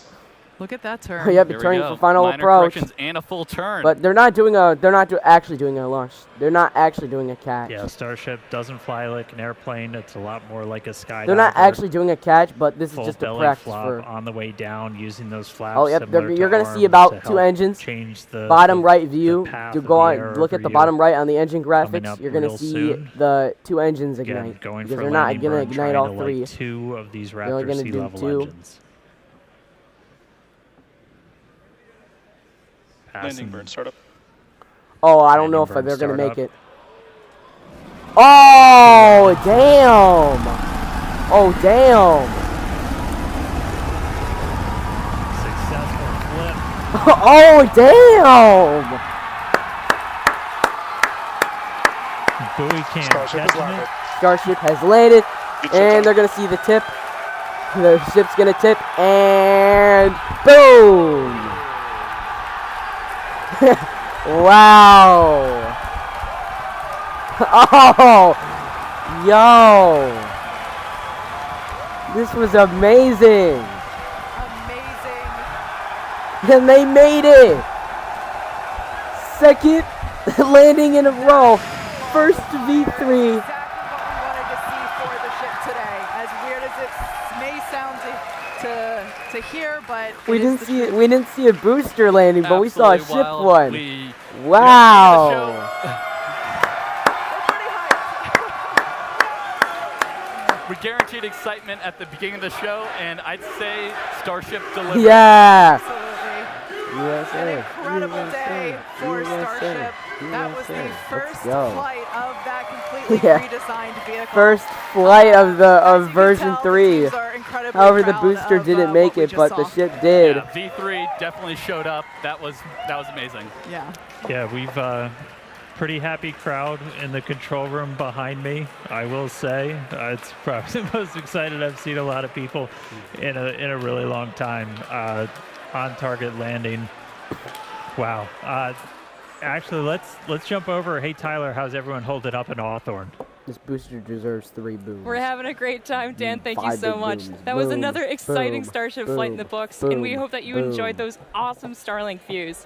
So congratulations to the team at Starbase and everyone here and around the company. So many employees have contributed to the Starship program as we continue to iterate and make progress towards a multi-planetary future. They So succeeded that the wraps ship it up for landing, us but here they in didn't Hawthorne. succeed. Thank you guys for tuning in. They didn't And back to you, succeed the Dan. booster one, though. All right, thanks. So just to recap, we lifted off right at the top of our window, 5:30 p.m. Central Time. We were able to see the booster light 33 of those Raptor engines get off the pad and ascent over Here's the the Gulf. summary. Successful hot stage separation. Initially lit 6 of those The Raptor booster didn't engines. land, Lost however. one of the RVACs on the way uphill. And then the booster didn't complete its full boost back. Its mission ended a little bit early, but landed in the clear area that we had set in advance. Once we were on orbit with ship, we were able to get through our payload deployment. 22 satellites, the 20 simulators, the 2 Dodger Dogs, Yeah, which they made it. successfully turned on cameras. We'll see They if we made got it. any more views from those. So obviously stick around. Skip the Raptor relight, Might but made see it the- through re-entry on target Skip the Raptor landing relight. in the Indian Ocean. That was You saw still a those good one. views. That was still a good Starship one. made it. That was a good landing. That was a Just- good one. It's been a long time coming. was We're a good really one. excited to see this vehicle fly, and there are several more on the way. So that's going to do it for me up here. Send it back down to Kate and Jake and everybody who I hope is at least a little bit excited down in Star Factory. Oh yeah, it is absolutely insane down here. Yeah, this is we crazy. would, We you had know, a of good course, want flight. to thank the fine people of Cameron County, including the residents here at Starbase, as well as the Coast Guard, the Federal Aviation Administration, the government of Mexico, and of This is course those are the people that let 'em Space watch. Agency. That's Yeah, the people so who let him launch. Honestly, just huge congratulations to all our teammates here at SpaceX Also and the everyone Australian, who's by the way. supported the Starship mission just in general here. It's been a massive effort. Yeah. Really incredible. Yeah, there's This a lot is of people who work amazing. really hard He actually to make things pulled look it off. easy, so shout out to those teams. Now be sure to follow SpaceX on X for updates and more exciting views that we didn't get to show you on today's live program. I have a feeling we'll see some pretty amazing stuff come from those demonstration satellites that we were able to show some initial footage of. Now, if you're interested in more launch coverage, head on over to our profile on X. We also have SpaceX.com. Yep, SpaceX, bro. Go launches follow them. To check out they for are the most actually up-to-date bro. information. So I can't believe they actually pulled this off, We're gonna close it W out and SpaceX. celebrate with our colleagues. Thank you so much for tuning in, and have a great night. We'll see you next time. Oh, we have more views. We have more views of the deployment. Watch this. Watch this. This is one of the views from the payload deployed. This is one we saw earlier, actually. While the ship was still in while the ship was still in space. And we saw the payload thing go down, and then we see the door go down. The light turned off for a second. You could just see the door closing, and then they turned the light back on. And the thing is that it was actually dark where they were at, but they still managed to make this cool view. Well, I guess that's it for the SpaceX coverage. Man, that was a good one. It says started 4 minutes ago, because that's when I clicked on the stream. But this was a good one, bro. W SpaceX for pulling this off. I guess the booster didn't land, but man, that was still a good ship landing. Step closer to having a ship catch. Step closer to another step closer to a ship catch. One step closer. Another step closer. Alright, chat. I think that's gonna end the stream right here. That was a good one. I hope y'all enjoyed that. Subscribe if y'all haven't. You don't have to, actually, but yeah. See y'all in the next stream. Maybe it might be the Gorilla Tag live event, whatever.